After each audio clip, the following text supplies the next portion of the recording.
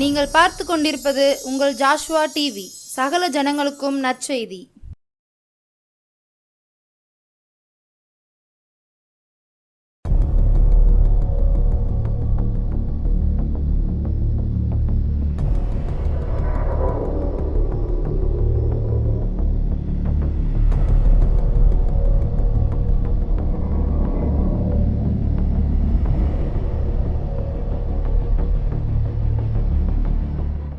Joshua TV நேயர்கள் அனைவருக்கும் இயேசு கிறிஸ்துவின் நல்வாழ்த்துக்கள்.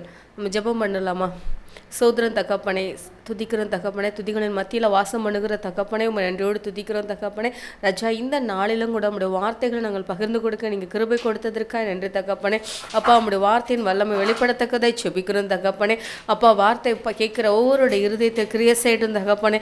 அப்பா, அந்த பிறப்பின் மாதத்தை கொண்டாடுகிற ஒவ்வொருவர்கள் மனதிலும் தகப்பனே இந்த வார்த்தையானது நற்செய்தியாய் தகப்பனே, அவர்கள் என்ன நோக்கத்திற்காக தெரிந்தெடுத்துங்களோ அந்த நோக்கத்தை அவர்கள் நிறைவேற்றத்தக்கதாக அவருடைய இருதயத்தில் இருக்கிற எல்லா கேள்விகளுக்கும் சந்தேகங்களுக்கும் பதில் கொடுக்கிற தேவனாய் நீங்கள் வெளிப்படத்தக்கதாய் செபிக்கிறேன்.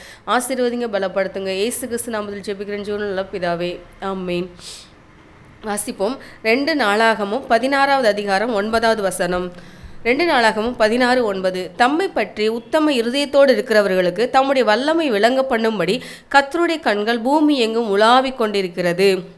என்ன பண்ணுதா? கர்த்தருடைய கண்கள் எங்கே உலாவிக் கொண்டிருக்கிறதா? பூமி எங்கும் உலாவிக் கொண்டிருக்கிறதா? அது யாருக்காகன்னு பார்த்தீங்கன்னா, தம்மை பற்றி உத்தம இருதயத்தோடு, அவரை பற்றி உத்தம இருதயத்தோடு யாரெல்லாம் தேடுறாங்க, யார் நம்மளை குறித்து தேடிக்கொண்டிருக்கிறாங்க, நம்மளுடைய காரியங்கள் குறித்து சிந்தித்து கொண்டிருக்கிறாங்க, என்னுடைய இருதயத்தின் எண்ணங்களை குறித்தும் ஏக்கங்களை குறித்தும் பாரங்களை குறித்தும் யாரெல்லாம் யோசித்து கொண்டிருக்காங்க, யாரெல்லாம் ஜெபித்து கொண்டிருக்காங்க, கர்த்தருக்காக என்ன செய்யலாம்னு சொல்லி யாரெல்லாம் சிந்தித்து கொண்டிருக்கிறார்களோ அப்படிப்பட்ட இருதயத்தை கர்த்தர் என்ன பண்ணிக்கிட்டு இருக்கிறார்? தேடிக்கொண்டிருக்கிறார். அதை சொல்றாரு, தம்மை பற்றி உத்தம இருதயத்தோடு இருக்கிறவர்களுக்கு என்ன பண்ணுவாரா? நம்முடைய வல்லமையை விளங்க பண்ணும்படிக்கு.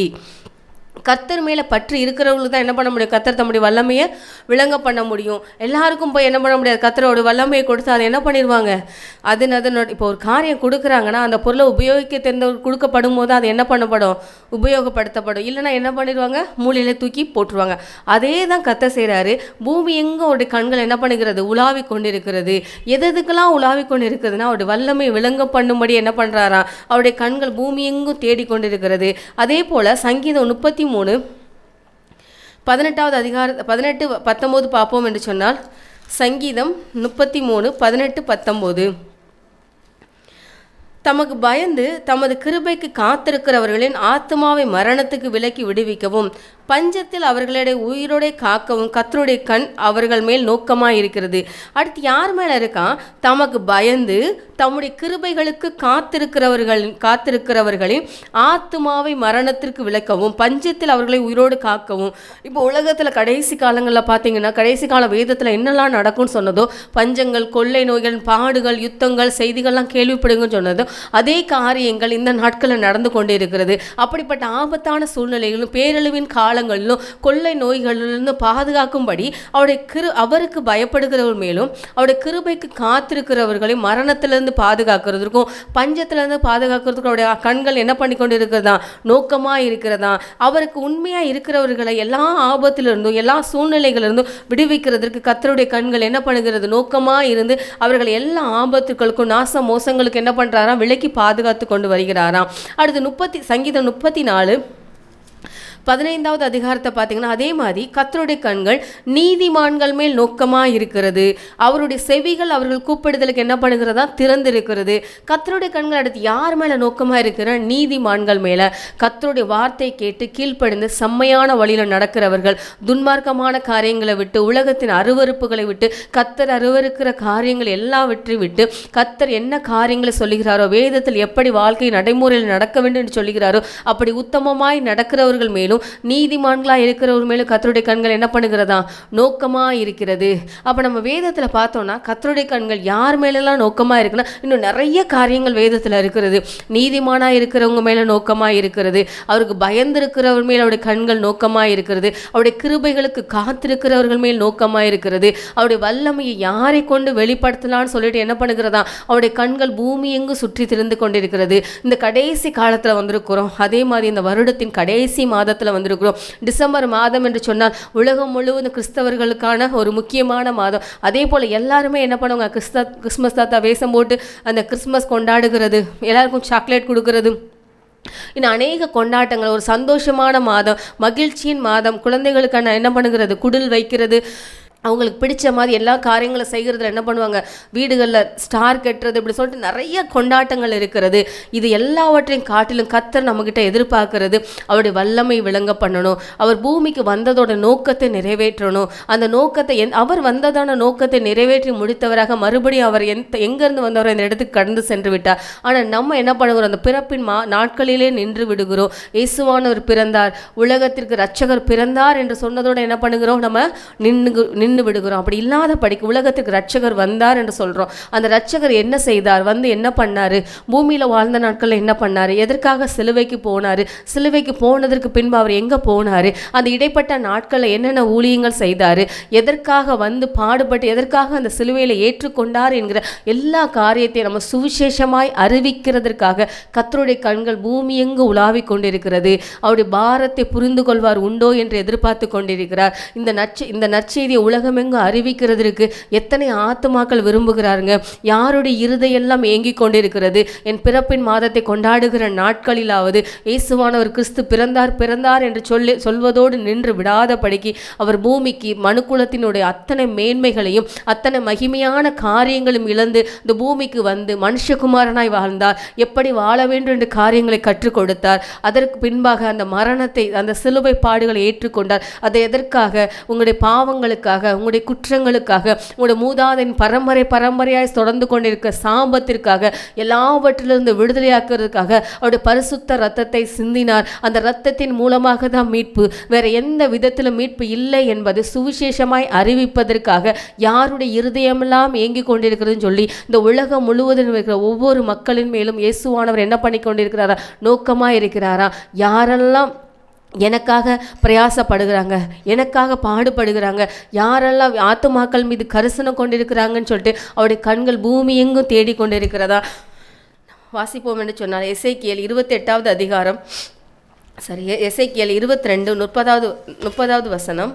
நான் தேசத்தை அழிக்காதபடி திறப்பிலே நிற்கவும் சுவரை அடைக்கவும் தக்கதாக ஒரு மனுஷனை தேடினேன், ஒருவனையும் காணேன்னு சொல்றாரு. இது நம்ம எல்லாரும் அடிக்கடி பார்க்குறோம். நான் தேசத்தை அழிக்காதபடி திறப்பிலே நிற்கவும் சுவரை அடைக்கவும் தக்கதாக ஒரு மனுஷனை தேடினேன், ஒருவனையும் காணேன்.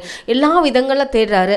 அதே போல இந்த தேசத்துல ஜனங்கள் பாவத்திற்குள்ளாக போகப்படும் பொழுது, எப்படி சோதோம் குமாராவோட பாவம் பெருகும் போது அவரால் சகித்து கொள்ள முடியாத அளவிற்கு, அவரால் தாங்கிக் கொள்ள முடியாததற்கு மேல அந்த பாவங்கள் பெருகப்படும் போது அந்த சோதோம் குமாரை என்ன பண்றாரு, அழிக்கிறாரு. அதே போல மறுபடியும் தேசத்தில் நடக்கிற பாவங்கள், அருவருப்புகள், விக்கிரக ஆராதனைகள், கர்த்தர் எதெல்லாம் அருவருக்கிறாரோ அந்த காரியங்களை நடந்து அந்த பாவம் பரிபூரணமாகப்படும் போது, தேசத்தை அழிப்பதற்கு அவர் ஆயத்தமாகும் போது அவருக்கு முன்பாக நின்று, ஐயோ என் தேசத்தை அழிக்காதங்க, இந்த ஜனங்களுக்காக நான் திறப்புல நிற்கிறேன், அவங்களுடைய பாவங்களுக்காக, அவங்களுடைய அருவருப்புகளுக்காக, அவங்களுடைய குற்றங்களுக்காக நான் திறப்புல நின்று மன்றாடுறேன்னு சொல்லிட்டு யார் திறப்புல நிற்பாங்கன்னு சொல்லி என்ன பண்ணுதுதான், அவருடைய கண்கள் பூமி எங்கு தேடிக்கிட்டு இருக்குதான். ஆனா ஒருவனையும் காணேன் என்று சொல்லி என்ன பண்ணுகிறாரு, வேதனையோடு சொல்லுகிறார். நம்ம ஆதியாகமத்தில் பார்ப்போம் என்று சொன்னால் நோவாவை நமக்கு தெரியும். பூமி என்று ஒழுங்கின்மையும் வெறுமையாய் இருந்தது. பரிசுத்த ஆவியானவர் அசைவாடின போது பூமியினுடைய எல்லா காரியங்களும் நிறைவேறப்பட்டது. ஆதாம் ஏவாள் மூலமாக புதிய சந்ததிகள் உருவாக்கப்படுகிறது. அடுத்து ஜனங்கள் என்ன பண்ணுகிறாங்க, பாவத்திற்குள்ளாக போகிறாங்க.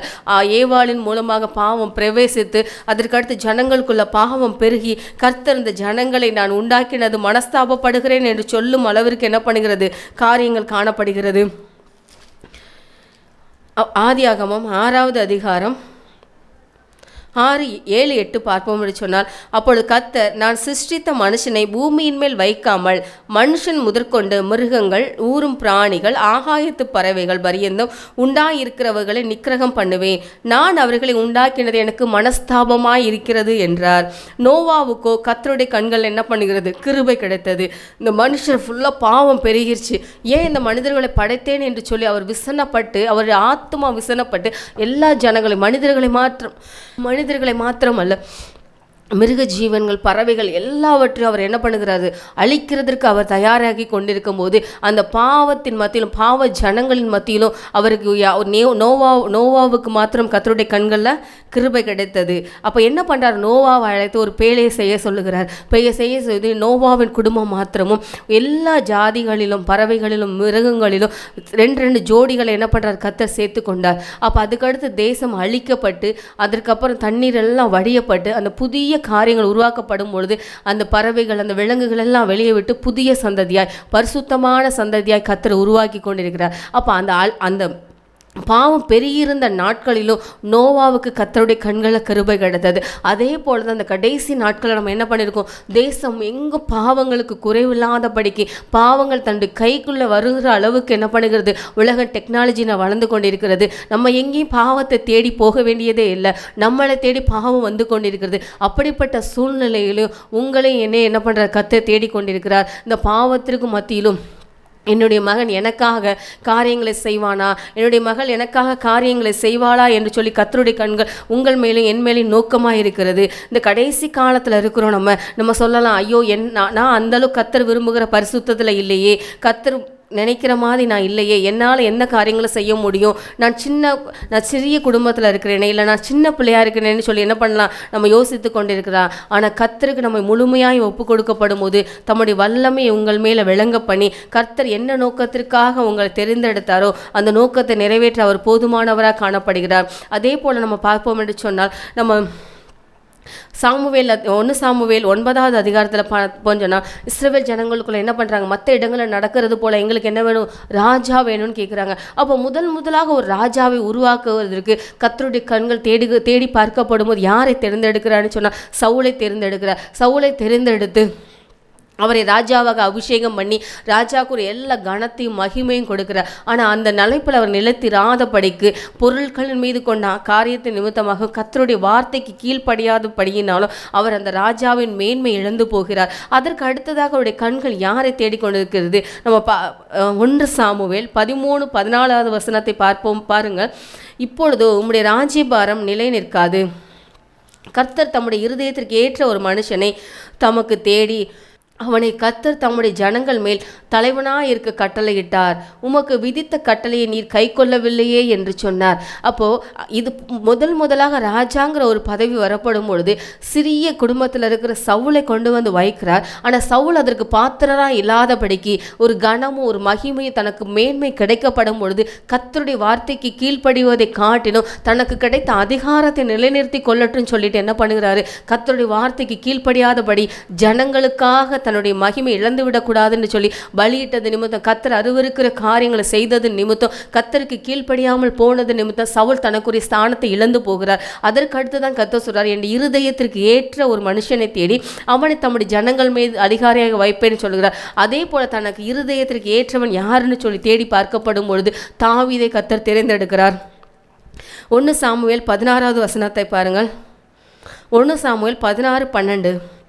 ஆள் அனுப்பி அவனை அழைப்பித்தான். அவன் சிவந்த மேனியும் அழகிய கண்களும் நல்ல ரூபமுள்ளவனாயிருந்தான். அப்பொழுது கர்த்தர், இவன்தான், நீ எழுந்து இவனை அபிஷேகம் பண்ணு என்று சொல்லுகிறார். அப்போ அவ்வளோ நேரம் சாமுவேல் தீர்க்கதரிசி யாருக்காக வெயிட் பண்ணி கொண்டு இருக்கிறார்? ஏன்னா தாவீது அந்த இடத்துல இல்லாததுனால தாவீதை தேடி அழைத்து வரும்படி காத்திருக்கிறாங்க.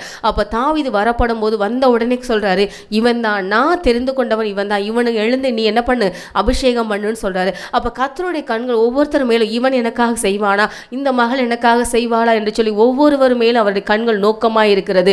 அதே போலதான் இன்றைக்கும் நம்ம உங்களை நோக்கி, ஐயோ இந்த மகன் எனக்காக காரியம் நடப்பிப்பானா, இந்த மகள் எனக்காக காரியங்களை நடப்பிப்பாளா என்று சொல்லி கர்த்தர் உங்களை தெரிந்தெடுத்து உங்கள் மீது அபிஷேகத்தை கொடுக்கிறார், வரங்களை கொடுக்கிறார், வல்லமைகளை கொடுக்கிறார். நம்ம என்ன பண்ணுகிறோம், சில காலம் நிலைத்திருக்கிறோம். உலகத்தின் பாடுகளும் வேதனைகளும் வரும்பொழுது சவுளை போல என்ன பண்ணுகிறோம், தடுமாறி போகப்படும் பொழுது சவுளை தன்னுடைய ஸ்தானத்திலிருந்து தள்ளி அடுத்ததாக தாவீதை ஏற்படுத்தினது போல கர்த்தர் ஏற்படுத்துவதற்கு ரொம்ப நேரம் ஆகாது.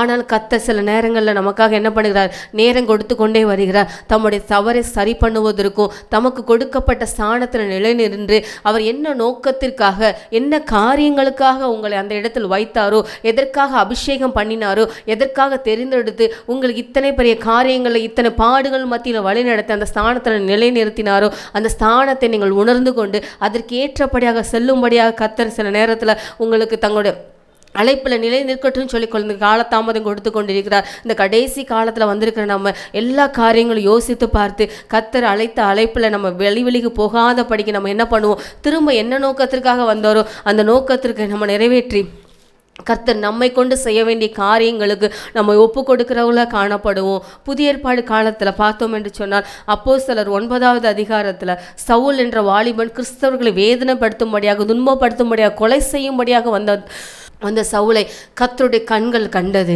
அவர் என்ன பண்ணுறார், தொட்டு அவருடைய கண்கள் குருடாக்கப்பட்டு 3 நாள் இருந்து கர்த்தருடைய சித்தத்தை அறிந்து கொள்ளும்படியாக அவர் 15-16 பாருங்க.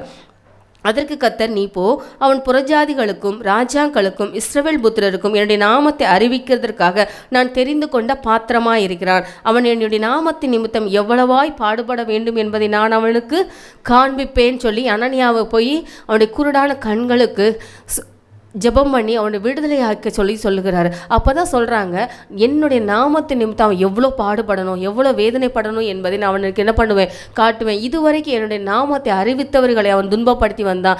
இப்போ என்னுடைய நாமத்தை அறிந்து அவன் என்னை ஏற்றுக்கொண்ட பிறகு எனக்காக அவன் எவ்வளோ பாடுகள் பட வேண்டும் என்பதை நான் என்ன பண்ணுறேன், அவனுக்கு காண்பிப்பேன்னு சொல்கிறாரு. அப்போ இதுவரை கர்த்தரை வெறுத்து அவருக்கு எதிரான காரியங்களை செய்த சவுலை பவுலாய் மாற்றி அவருக்காக தன் ஜீவனை இழக்கும் அளவிற்கும் அவருக்காக எவ்வளவோ பாடுகள், எவ்வளவோ அவமானங்கள், வேதனைகள், துக்கங்கள் அத்தனையும் பட்டு கர்த்தருக்காக நிலை நிற்கும்படியாக என்ன பண்ணுறாரு, அவரை மாற்றுகிறார். அதே போல தான் நம்ம இன்று கடைசி காலங்களில் கர்த்தருடைய வருகை நாள் சமீபித்திருக்கிறது, இந்த எழுப்புதல் நாட்கள் சமீபித்திருக்கிறது. எழுப்புதல் தேசத்தில் வரப்போகுது என்று சொல்லிக்கொண்டு நம்ம நிற்க வேண்டிய ஸ்தானத்தில் நில்லாமல் இருப்போம் என்று சொன்னால் யார் இந்த ஜனங்களுக்காக பரிதாபிப்பார்கள்? யார் இந்த ஜனங்களுக்காக அவருடைய காரியங்களை குறித்து அவர் வந்த நோக்கத்தை குறித்து வெளிப்படுத்துவார்கள்? உங்களை என்னை தான் கர்த்தர் தேடிக்கொண்டிருக்கிறார். இதே போல வேதத்தில் பார்ப்போம் என்று சொன்னால் நிறைய காரியங்கள் இருக்கிறது. பழைய ஏற்பாடு காலங்களை பார்த்தீங்கன்னா சிம்சோனை தெரிந்தெடுத்தார். அவர் மேல் பரிசுத்த ஆவியானவர் இறங்கப்படும் பொழுது அவன் பெரிய பெரிய காரியங்களை செய்தான். அதே போல் நியாயாதிபதிகளை பார்த்தீங்கன்னு சொன்னால் யார் ஜனங்களா போய் இவன் நியாயாதிபதியாக இருக்கட்டும் இவன் இருக்கட்டும் சொல்ல மாட்டாங்க. ஒவ்வொரு 12-13 நியாயாதிபதிகள் வரும்போது கர்த்தர் ஒவ்வொருவரையாக தெரிந்தெடுத்து அவர்கள் மேல் அபிஷேகத்தை கொடுத்து அந்த ஜனங்களை ரட்சிக்கப்படும்படியாக நியாயாதிபதிகளை ஏற்படுத்தினார். நம்ம இந்த கடைசி காலத்தில் இருக்கிறோம் என்று சொன்னால் நம்மளை கர்த்தர் தேடுகிற அவருடைய கண்களை தேடுவதற்கு நம்ம பாக்கியவான்களாக இருக்கணும். உலக பிரகாரமான மனிதர்களோட தயவு கிடைக்க வேண்டும் என்று சொல்லி கர்த்தரிடத்தில் வேண்டுவதை காட்டிலும் கர்த்தருடைய கண்களை நம்ம தயவு கிடைக்கணும். அவருடைய வேலைக்கு அவருடைய வல்லமையை வெளிப்படுத்தும்படி, அவருடைய வார்த்தைகளை பிரசங்கிக்கும்படியாக, சுவிசேஷத்தை அறிவிக்கும்படியாக, தீர்க்கதரிசிகளாக அற்புத அடையாளங்களை செய்கிறவங்க ஏதோ ஒரு வகையில் கர்த்தருடைய வரங்களும் வல்லமைகள் நமக்குள்ள செயல்பட்டு அதன் மூலமாக அநேக ஆத்துமாக்களை கர்த்தருடைய பாதையில் நம்ம கொண்டு வரும்படியாக கர்த்தருடைய கண்கள் நம்மேல் நோக்கமாக இருக்கட்டும்னு சொல்லி நம்ம ஜெபிப்போமா? சோதரன் தகப்பானே துதிக்கிறோம்ப்பா. துதிகள் மத்தியில் வாசம் பண்ணுகிறவரையும் நன்றியோடு துதிக்கிறோம், சோதரிக்கிற தகப்பானே. அப்பா உம்முடைய கண்களில் எங்களுக்கு தயவு இறக்கு கிடைக்கட்டும் தகப்பானே. மனிதனுடைய கண்களில் தயவு இறக்கம் கிடைப்பதை காட்டிலும் அப்பா உம்முடைய நாமம் மகிமை கண்டிருக்கும். அப்பா உமக்கு பயன்படுகிற பாத்திரமாய் நாங்கள் மாறும்படியாக தகப்பானே நீங்கள் ஒவ்வொருவரையும் ஆயத்தப்படுத்துங்க. நீங்கள் தெரிந்து கொண்டிருக்கிற ஒவ்வொருவரையும் தகப்பானே என்ன நோக்கங்களுக்காக தெரிந்தெடுத்திருக்கிறீங்களோ அப்பா அப்படிப்பட்ட ஜனங்கள் மீது உம்முடைய கண்கள் நோக்கமாக இருக்கட்டும் தகப்பானே. அவர்கள் மீது கிருபைகளும் வரங்களையும் வல்லமைகளை கொடுத்து அநேக ஆத்துமாக்களை அப்பா உமக்கென்று கொள்ளை பொருட்களாய் கொண்டு போகவும் அழிவில் இருக்கிற ஜனங்களை மீட்பின் பாதையில் நடத்தத்தக்கதான கிருபைகளை இந்த நாட்களை வெளிப்படுத்த முடியும். பிள்ளைகளை ஆசீர்வதித்து வழி நடத்துங்க. இயேசு கிறிஸ்து நாமத்தில் ஜெபிக்கிறேன் ஜீவனோட நல்ல பிதாவே.